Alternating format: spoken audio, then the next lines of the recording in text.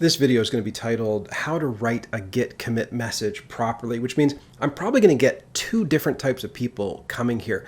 One is just people that want to know how to write a Git commit message at the command line, and then others want to know how to write a Git commit message properly. Like, what's the standard, what's the syntax? I'm going to cover both of those. I'm going to cover it all fairly quickly. And if you think you know how to write a Git commit message, I'm actually going to show you a little trick that you probably didn't know about. Now, in order to do a Git commit message, you have to have something new on your file system. So I've got a Git repository here. I'm going to touch beta.html.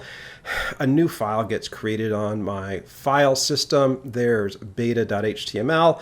And then what do I want to do now? I just want to, do a git add, do a git commit, and here is how to write a git commit message. Now, you do a git commit, you do -m, and then in double quotes, you write something along the lines of fix the bug. Okay? That is the git commit message. And if I click enter and then I do something like git log, we can actually see that, well, I got a message there called fix the bug.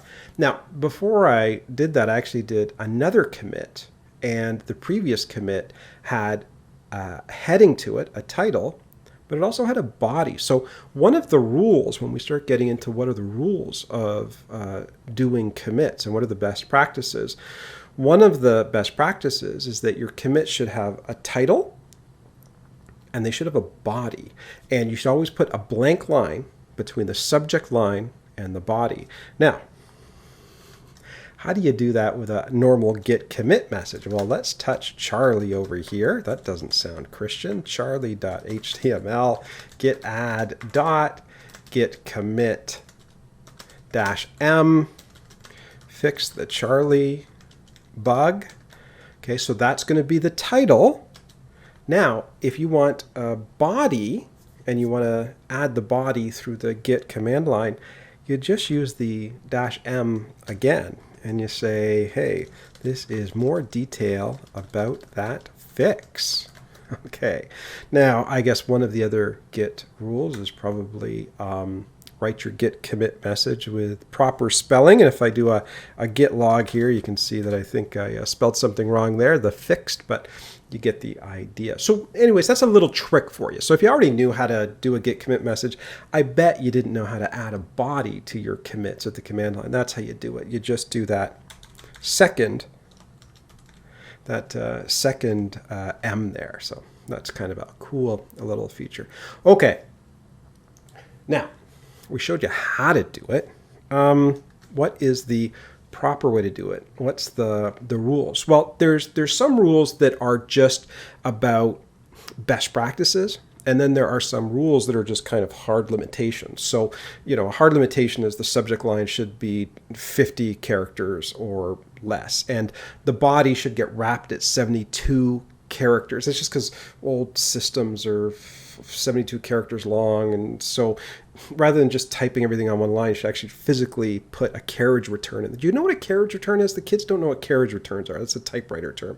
An enter, I don't know, something like that. Carriage return, look it up. So 72 characters long. Put a blank line between the subject line and the body, and you notice that when we did that git commit earlier with 2 M's, it actually did that automatically. And if you don't believe me, if you're from Missouri, you want to see that again, well, it's just a git log, and you can see that that was added in there. Now, here's some that I don't like. Well, I guess one is in the body, describe what was done and why, but not how. So that is actually an important point. Just what was done, why you did it, but you don't want to put the implementation details, right? If somebody wants to see what you did in the code, have them look at the code. And hopefully you're writing clean code. Hopefully your code comments itself. Hopefully that the variable names are obvious and your methods are relatively small and your method names are good. And if you're doing all that, let people look at your code. Don't try and describe it here. And if it is described a little bit, maybe do it in the comments. But even that's an anti-pattern. So describe what was done and why.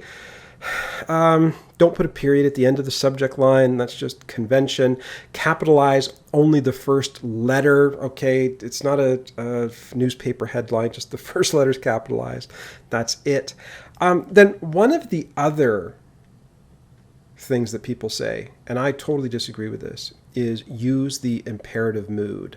So they say that when you have a git commit message subject line, whatever is in that subject line should read normally if it came after the words, if applied, this commit will. Okay, and if you follow that, you're following the imperative mood, which they want. I hate that direction. I don't like it at all. I don't like imperative mood, and I don't like that direction. But if that's what your team says, then something like fix the fence post error would be a bad subject line, and fixing the fence post error would be a bad subject line, because you couldn't say, if applied, this commit will fixed the fence post error, or if applied, this commit will fixing the fence post error. It has to be fix the fence post error. If applied, this commit will fix the fence post error. I hate this. I don't like it at all. It's not what I see in practice, even though I see this advice everywhere. Typically, I see people describing what the commit did. So it's often fixed this error, or added this component, or changed the color of something. That's what I do. That's what I prefer. Now, having said that, you got to talk to your team.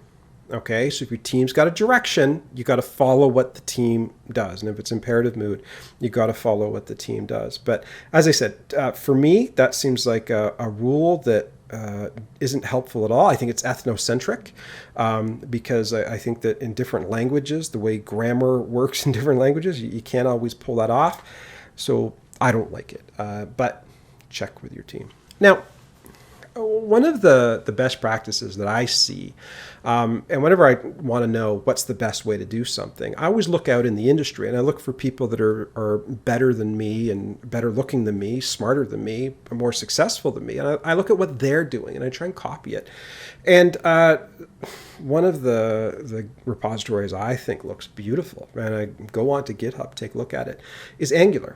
And one of the things that Angular does before all of their commit subject lines, they put in one of 7 different flags. You can figure out what flags you want for your team, but they just mark everything. They put the word chore, or docs, or style, or feat for feature, or fix, or refactor, or test just before the commit message. And that way, when someone goes in and they take a look at all of the commits, they know right away what was being done. It's so helpful, because a lot of times you'll go into Git and you'll just clean stuff up, right? You just be going in, it's like, this wasn't formatted properly, or this just needs a little bit of a change, or, maybe. And so those are just like maybe just chores that you're doing, or just adding docs to some of the code. And then somebody that's maintaining the code, that's tracking down a problem, they can look at all that and go, okay, it's probably not useful to me, because that's just chores. There's just noise in there, right? It had to get done, but it's probably not going to help me fix a bug. Whereas if something's, marked with feature or refactor or fix, that's helpful. Or you've added some tests, you just put test in there.